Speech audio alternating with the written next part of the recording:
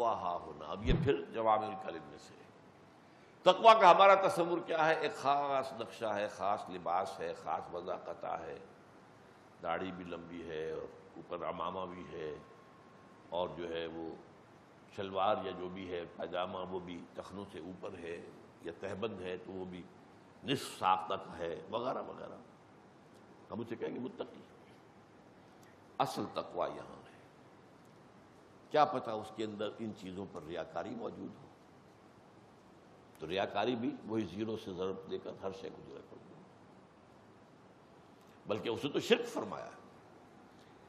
من صلی یرائی فقط اشرکا ومن صام یرائی فقط اشرکا ومن تصدق یرائی فقط اشرکا.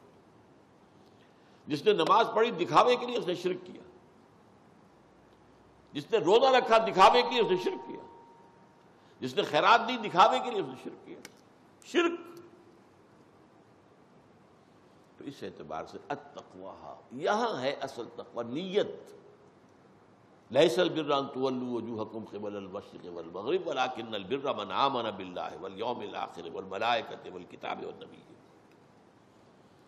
جب تک کسی نیک اعمال کا صلہ صرف اللہ سے درکار نہیں، اگر آپ کو دنیا میں کوئی اس کا مقصود ہے تو گئے زیرو.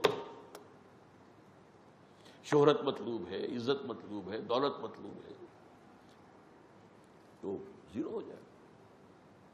صرف اللہ کی رضا اور آخرت کی جزا. ایمان باللہ، ایمان بالآخرہ، یہ دو بنیادیں ہیں نیت کی. پھر باقی اس کی عملی شکل کیا ہوگی وہ ایمان بالرسالت سے معلوم ہوگی. یہ کرنا ہے، یہ نہیں کرنا. تو التقویٰ ہا ہونا، التقویٰ ہا ہونا، التقویٰ ہا ہونا. وَيُشِيرُ إِلَىٰ صَدْرِهِ ثَلَاثَ مَرَّاتٍ. اور حضور اشارہ کرتے رہے اپنے سینے کی طرف 3 مرتبہ. التقویٰ ہا ہونا، التقویٰ ہا ہونا، التقویٰ ہا ہونا.